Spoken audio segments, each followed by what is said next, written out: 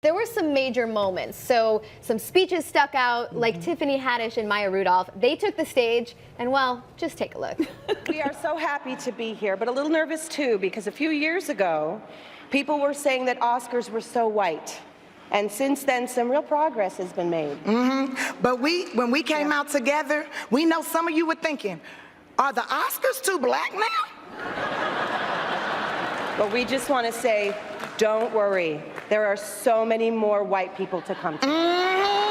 So many. We just came from backstage, and there are tons of them back there. Tons of them.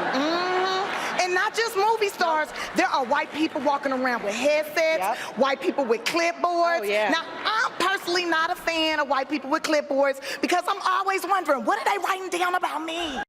That's so true. Oh my gosh, when I initially saw this, I was like, Maya Rudolph is not getting enough credit. Yeah, and she's enough so opportunity talented. to shine. She was good. She is so talented, and that dress that Tiffany Haddish is wearing is the dress that she wore on SNL when she promised. It's Alexander McQueen. It's like over $4,000, and she said, this is more than my car or my rent. You're gonna see me wearing this dress again, and she stayed true to it.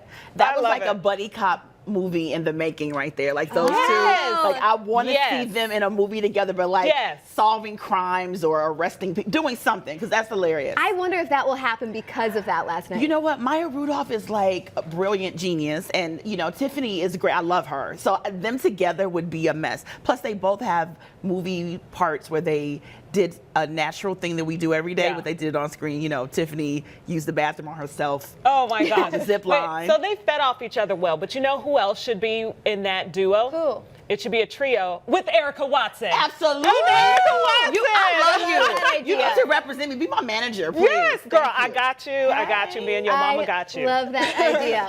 Well, the drama continued last night, and it continued for E! Host Ryan Seacrest continues to fight against sexual harassment charges, and the network is still trying to recover.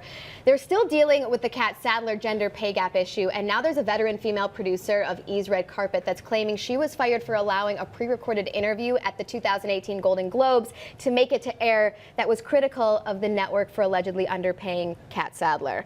And so now Catt has stood up for that producer, and she came to her defense saying, you know, that censorship of any kind is never good. But as I was watching last night, I was thinking to myself, can E! recover from this? They were trying to, but I'm not sure they could. I don't know. I mean, it's like the topic of the day with all these women across the board in entertainment realizing that they're not being paid their worth. So E!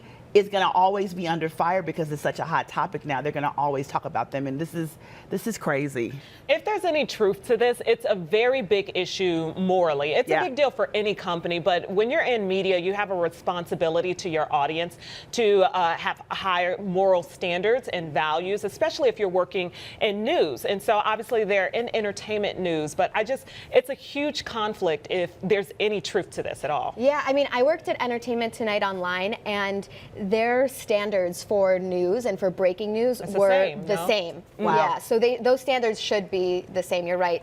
But I was kind of surprised at what an impact Catt Sadler made. I thought this might have blown over, and people are still talking about it. I'm pretty happy about that. But me too. I mean, I think it's just that you didn't expect that there would be such a pay difference there at E! when she was just as much of an integral part of the show as her male coworker. Right. So, I mean, it just goes to show. I mean, even when you have the Wahlberg situation against Michelle Williams, like he got $1.2 million, she got $80 a day. It's like laughable. Like it's crazy. It's just so in your face, and the fact that she called them on it and they still didn't budge or even get close. Like they didn't even get close to the number for her. Yeah. And she wasn't even saying like, give me the same exact thing. She was saying, give me more, give me what I'm worth. And she felt like she was worth more, and they couldn't even meet her halfway on that in terms of what we're reading, according to what we're reading. I'm going to make a little prediction here. I think that the next part of the Me Too and Time's Up movement is going to be about pay equality. Yes. And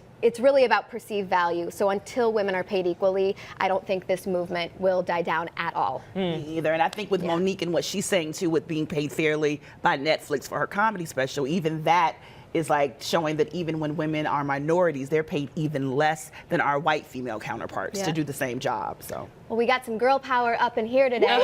And from problems at E to KISSING.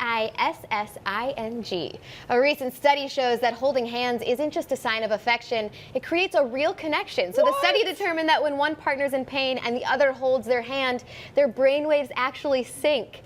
Do you believe that we're connected, guys? Hold my hand. Oh my gosh. Oh my gosh. Is this happening? Our brains are syncing? The power of Danny, I feel it. Yeah, I believe so. I mean, listen, human touch is important. That's why when you have a baby, when you push it out, the first thing they do is lay the baby on your chest for skin-to-skin contact. And people that don't get that kind of love and stuff throughout life, they're cuckoo. You need hugs and feeling touchies and stuff to feel good. You do. I agree. That physical is important. It's a reason why we hold hands, and there's a reason why we hug and we cry and we glare into people's eyes, each other's eyes, because that's the window to the soul. Like, you can't ignore the physical connection between all of us as humans, and we do all that naturally. That's what's so cool about it. We cry, we laugh, we hug, we kiss. That's natural human instincts, and it transcends any language. Sounds like you're getting a lot of love over there. Come on with Shout the out love. to Teddy. Have you guys ever been in a relationship where the guy doesn't like to hold hands? I have. Because I have too, and it's like almost a deal breaker. But you know, now that I'm becoming more of a germaphobe, I'm kind of conscious about just hugging and holding people's hands. Like, people don't wash their hands after they use the bathroom and stuff. They're nasty. Yeah, but when you have a real connection, the germs become The germs one. are wonderful, yes. You think the that's germs. true? Oh, I make him. I was like, you're gonna hold my hand. I make him do what I want.